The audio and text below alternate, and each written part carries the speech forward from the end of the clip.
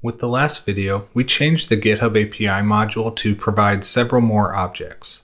Let's see the effect that had on the generated application component, which is the component that includes that module. Before this change, our generated application component looked like this. We had a couple of providers, one for the mock GitHub API and one for the app repository. These were the only two dependencies needed to fulfill all objects that were injected through the application component.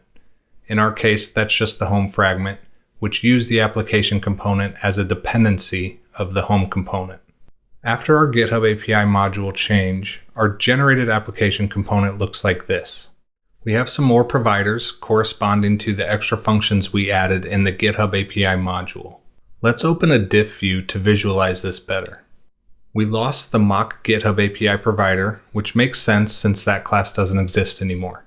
And the new providers are all just the objects that have their own function in GitHub API module. App repository now gets a GitHub API instance from the GitHub API provider. If we follow through the generated GitHub API factory, we see that it takes us right back to the module function we wrote, passing in the retrofit instance we need, which comes from another generated provider. Exploring the generated code like this is very important, so I encourage you to do it often until the magic of Dagger starts to go away. While we're looking at generated code, let's check out our home component. Here's what we had before the GitHub API module change. Our fragment injects the home view model via the app view model factory, and that view model injects the app repository, so we have a provider or getter for those three things.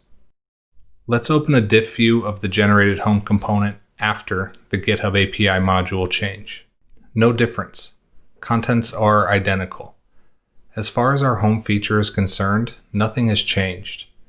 All it cares about is getting an app repository, and what that app repository needs to do its job has no relevance to the home feature.